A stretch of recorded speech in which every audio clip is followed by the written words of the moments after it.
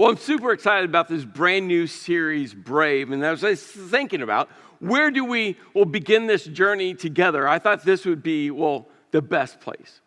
You have, and I have, a circle of relationships. All different types of relationships, or different longevity attached to relationships, different depths of relationships. I mean, we all get this. And the commonality in all of our circle of relationships is, you, me.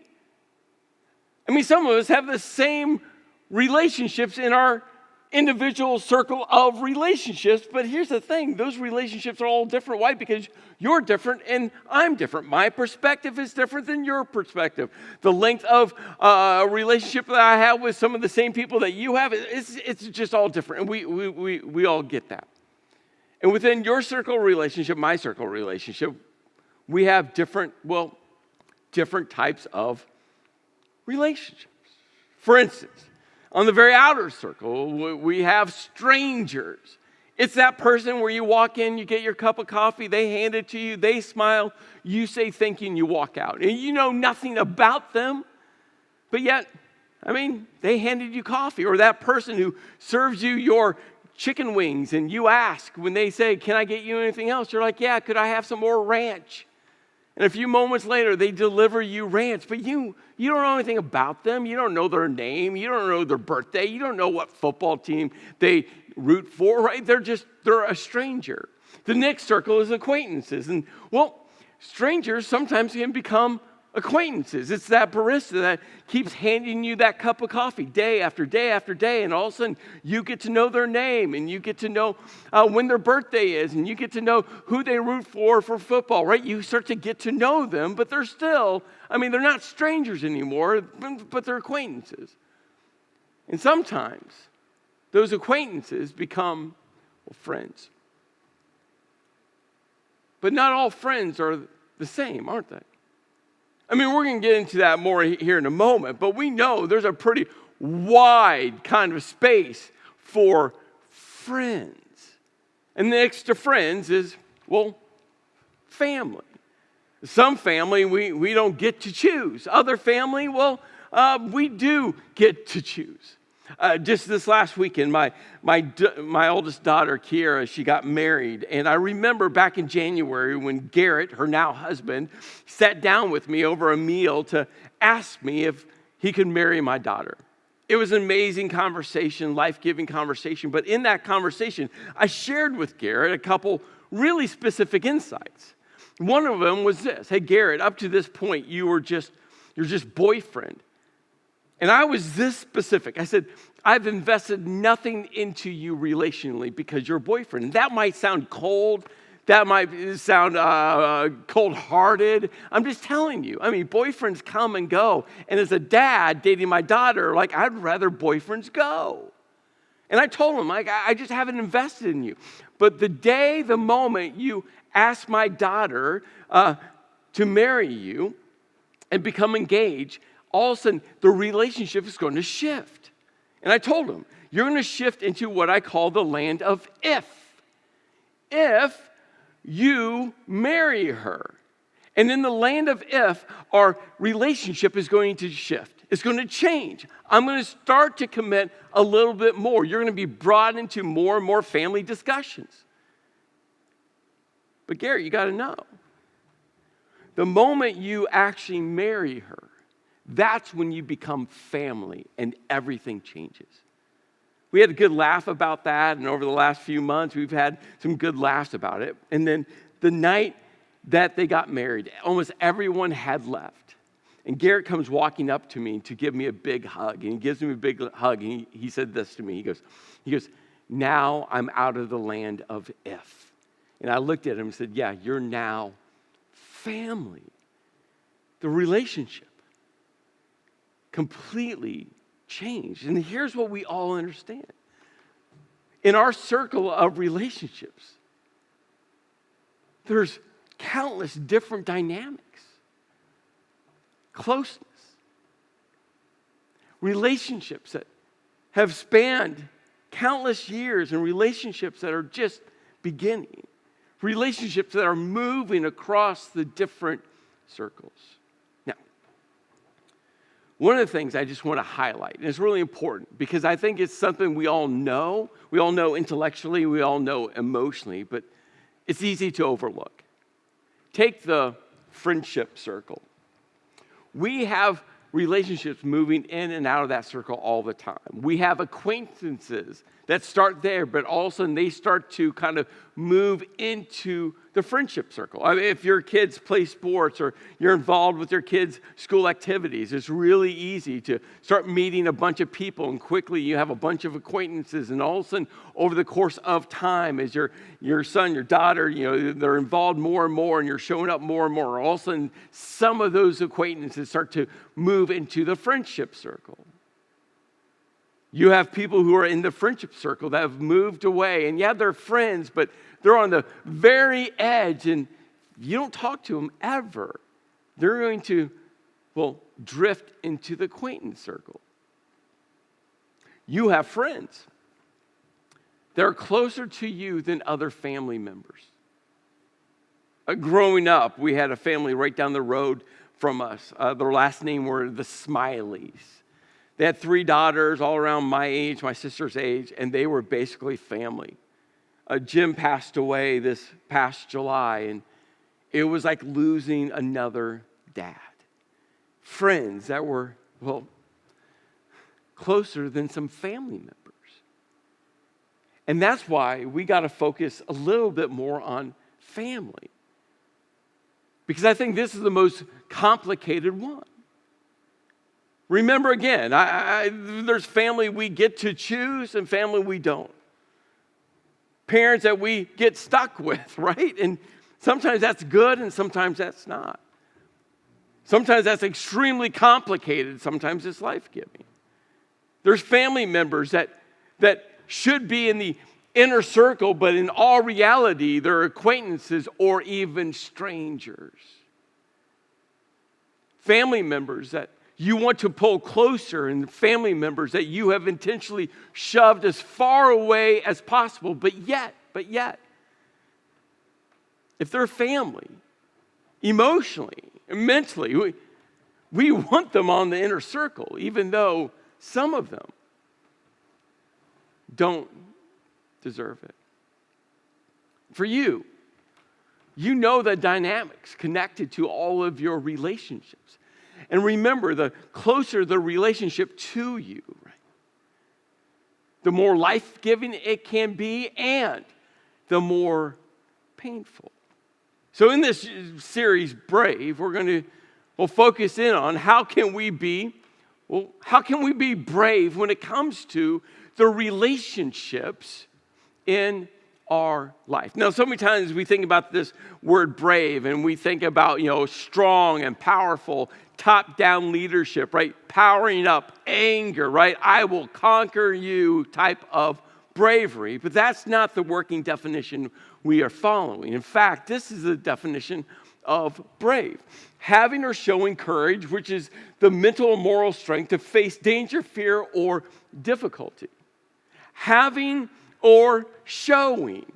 You either have bravery in that moment, or if you don't have it, you show it. I had a good friend of mine, a mentor of mine, years ago say to me, Chris, just fake it until you make it. Keep showing up, keep doing, and one day, right, you're going to discover. One day you're going to become. One day you will feel like it. One day you will. And that's bravery. You either have it in that moment, and if you don't have it, if you don't feel it, if you don't think it, if you just think you're not brave, show it.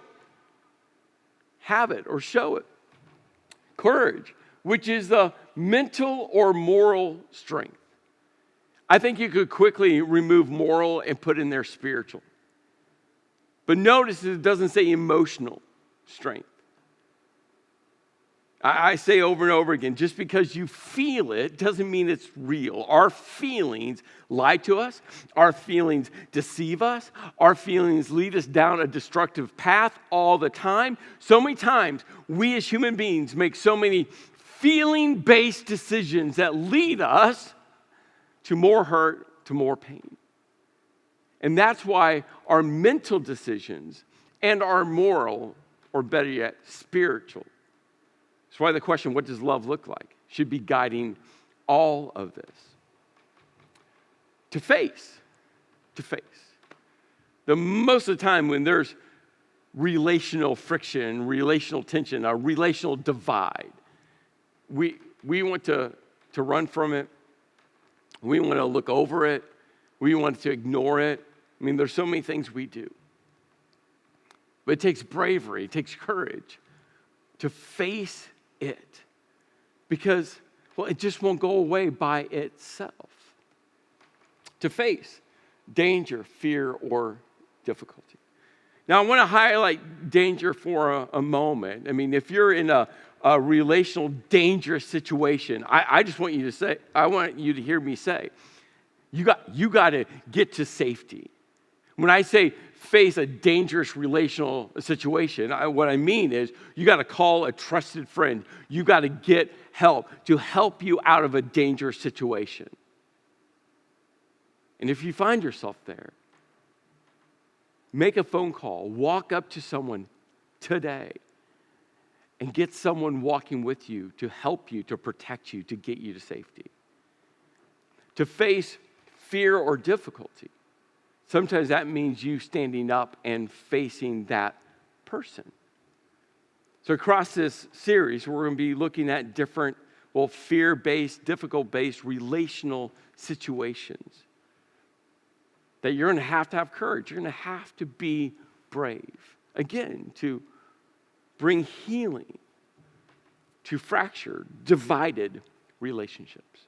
Now, I don't know your entire relational circle, especially when it comes to your friendship and family circle and how much dysfunction is connected to your relationships, but here's, maybe a little bit of encouragement. We're going to be looking at the family that Joseph found himself, just being a part of. And his family is filled with so much dysfunction. There's going to be moments, I'm just going to tell you, it's going to make your family look extremely healthy. Why? Because his family dysfunction is so crazy.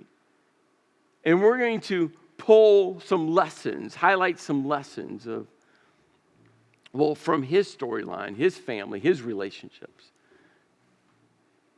In some incredibly difficult situations where he faced it, with bravery. We're going to step into the story is in the book of Genesis chapter 37 to be specific. And this is actually when we're first introduced to this guy named Joseph. So in Genesis chapter 37, this is where we'll pick up the story. Jacob, which was Joseph's dad, lived in the land where his father had stayed, the land of Canaan. Now, Jacob's dad was a guy named Isaac, and Isaac's dad was a guy named Abraham. And if you're familiar with Abraham, God did something so specific and intentional through Abraham that gets connected all the way to the New Testament to Jesus. And so Joseph's dad, Jacob, and Jacob's dad's Isaac, and Isaac's dad's Abraham, had stayed in the land of Canaan. Now, the land of Canaan is, what became the promised land, the land where Moses led the 12 tribes that became Israel up to the borders of, and then Moses handed the baton to Joshua, and Joshua led them into the promised land. So this is the land of Canaan.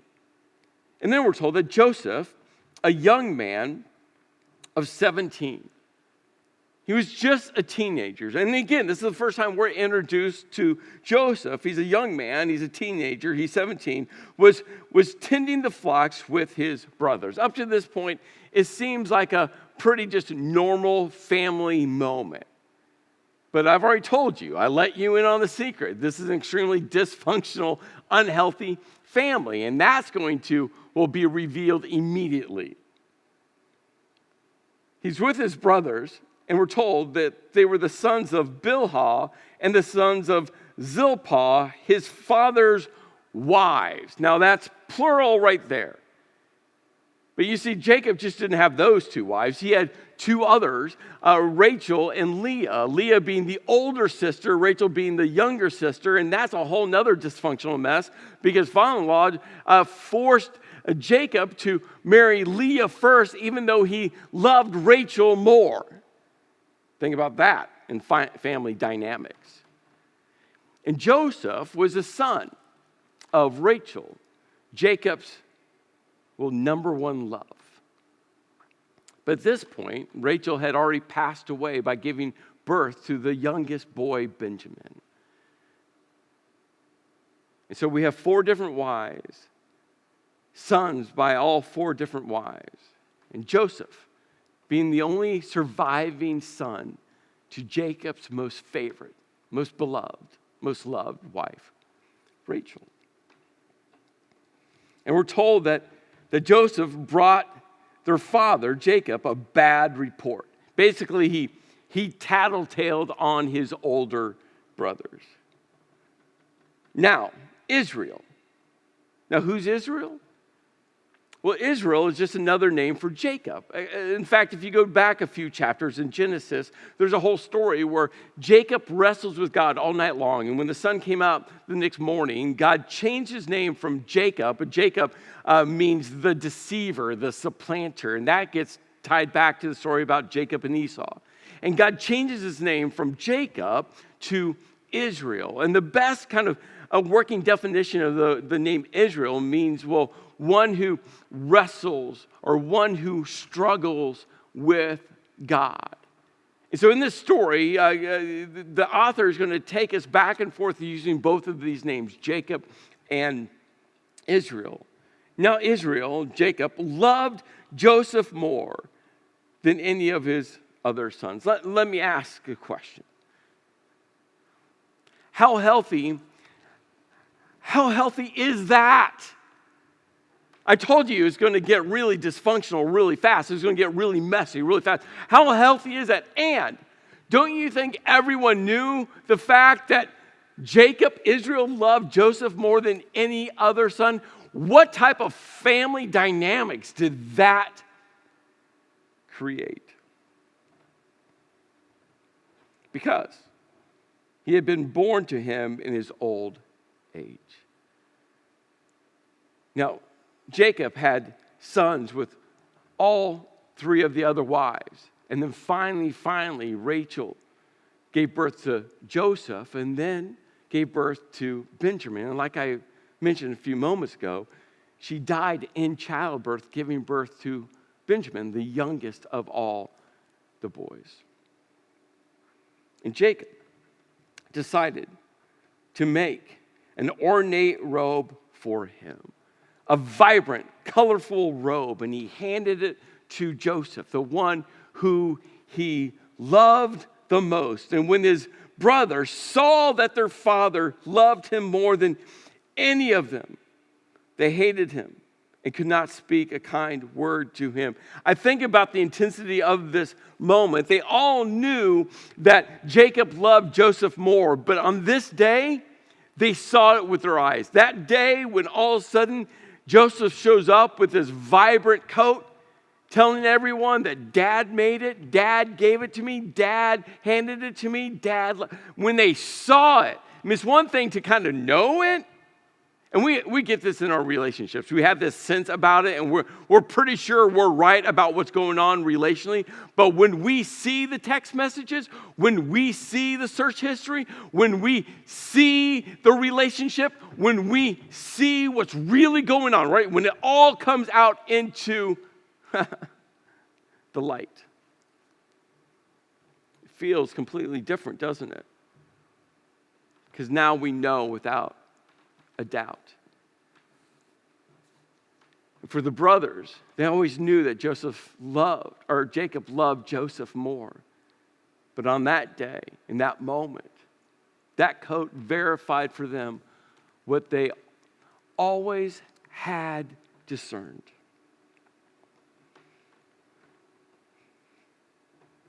And then Joseph had a dream.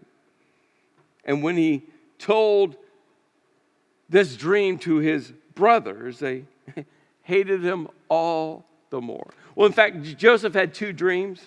They were very similar dreams to each other. The first dream went something like this. Hey, bros, you're going to bow down to me. I'm going to rule over you. You're going to be subservient to me. And when his brothers heard this dream, they literally looked at Joseph and said, do you intend to reign over us? Will you actually rule us? And they hated him all the more because of his dream and what he had said.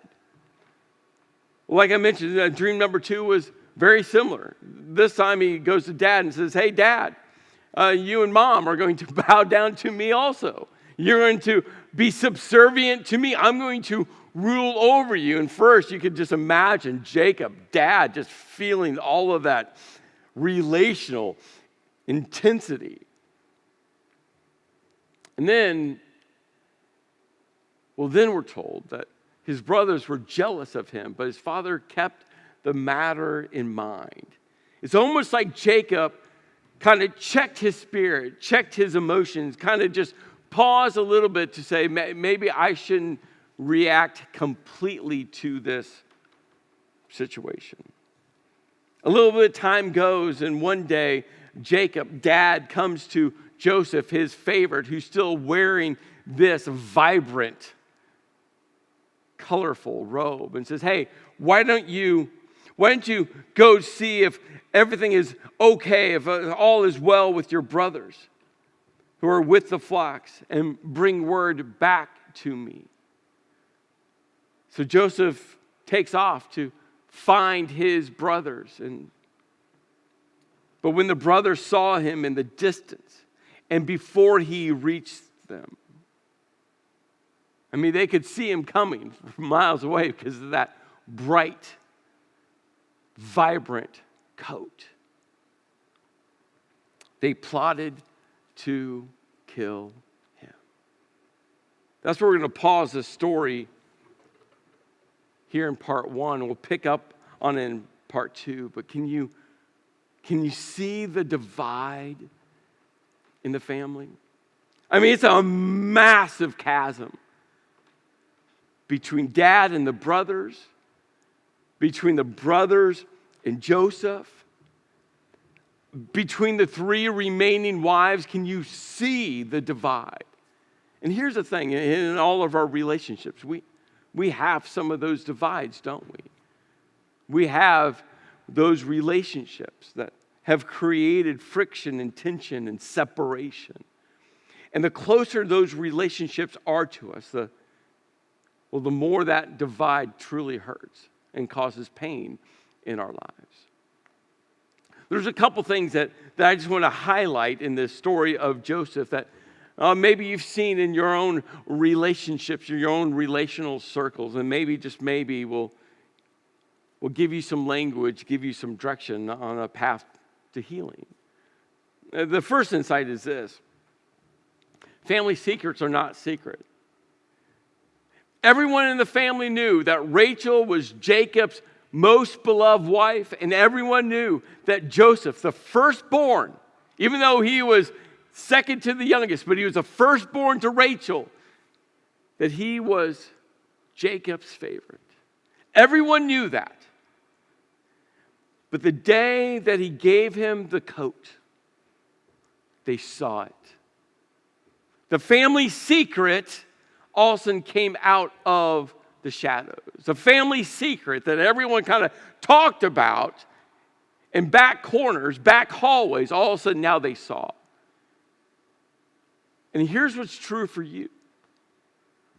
Your family secrets aren't secrets. Everyone knows. And my challenge for you is just to bring those secrets out to the light. This last week, my mom flew in, my sister flew in, and we just had some good family time together. And over the last short period of time, we've been having some conversations just because my mom is getting older and older and older. Right now, she lives on her own. Her health is really good. Mentally, she's really sharp. She has great friends, great support system. And but here's the thing with age. Age comes for all of us. And one of the things my mom just asked us to do is just to start having conversations with her about what would need to happen the day she can't live on her own. Well, with both of them being here and all of the wedding insanity, we didn't have time for the 3 of us to sit down to have that conversation.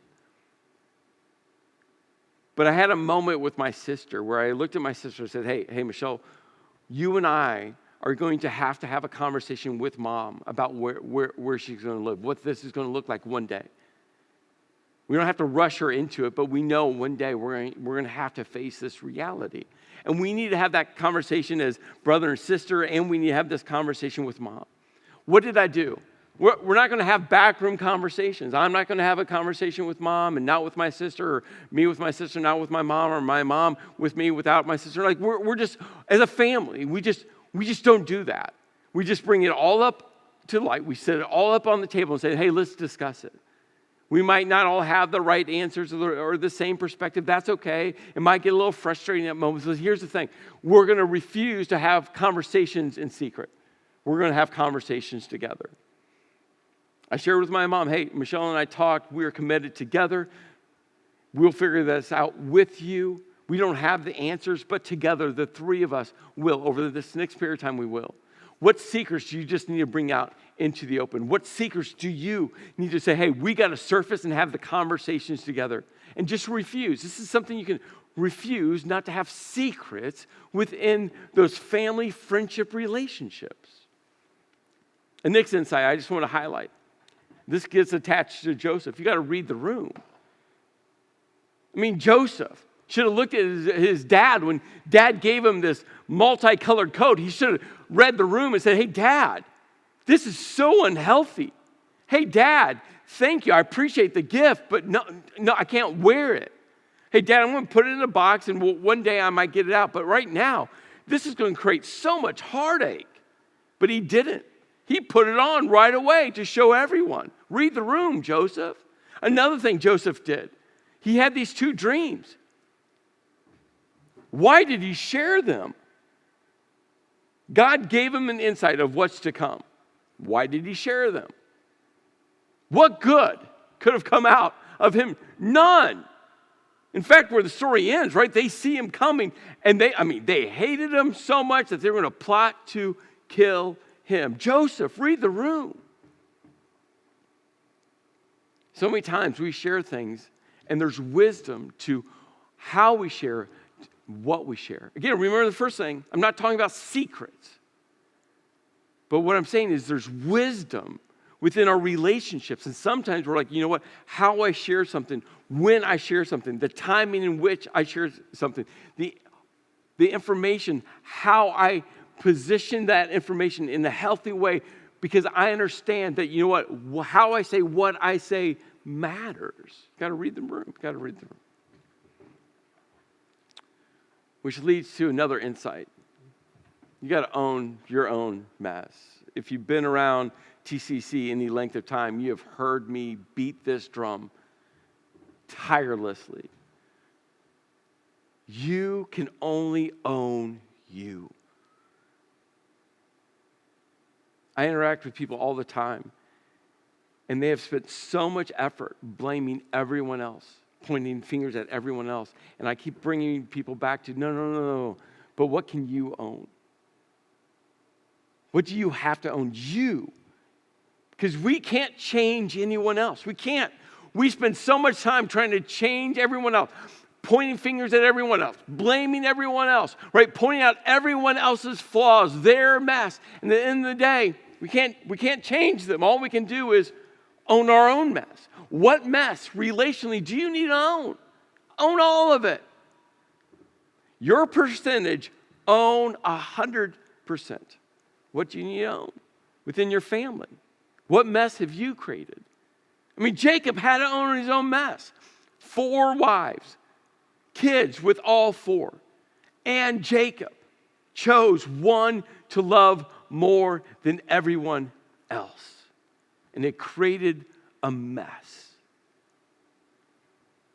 Now, when it comes to the divide, one of the number one kind of forks in the road relationally that happens when there's a divide relationally, whether this is family divide, friendship divide, whatever the relationship is, whenever there's tension, whenever there is friction, whenever there's a chasm relationally, usually people go down one of 2 paths. They either bury it or they explode it. And let me ask you, growing up, which one happened in your family? That one is probably the one you do to this day. You either shove it down, you dig a big hole, you bury all that emotion, you bury all the secrets, you bury everything, you cover it over and just ignore that it happened. But here's the thing, everyone knows it happened. And guess what? Emotionally, it is wreaking havoc within you because you can't bury it. Or you explode it. Verbally, you start tossing grenades. It's Joseph putting on that coat. What did he expect to happen? He exploded the situation. So across this series, we're going to look at some very specific areas that happen to create divides in all of our relationships. And my prayer is that there's some healing that can happen within you, within those specific relationships. In fact, we're going to look at 5 very specific areas that divide relationships. Family relationships, marriages, parenting, best friends, co-workers, all of that. My prayer is that there's healing that comes into those relationships for you. But remember, it's going to take unyielding courage in the face of unimaginable pain to bring healing. Are you going to be brave? Are you going to be brave? Whether you just happen to be brave in that moment or you're just going to fake it until you make it, are you going to be brave? Because with healing comes health. With healing that comes health into your relationships. Now, that will help all of your relationships become more life-giving. When we bring healing into a few, especially those closest to us, it actually impacts the health of all of every single person connected to us in our relational circle. So let's be brave. Let's be brave. It's going to be difficult. It's going to be challenging. You're going to have to stare at yourself in the mirror a bit. But let's be brave. Let's be brave. And experience the healing that God desires for us to experience in our relationships. Let's pray. Lord, that's what I pray for in this journey together. We'll learn from Joseph, learn from that dysfunctional family, that, Lord, we'll apply, we'll put into action what we have to own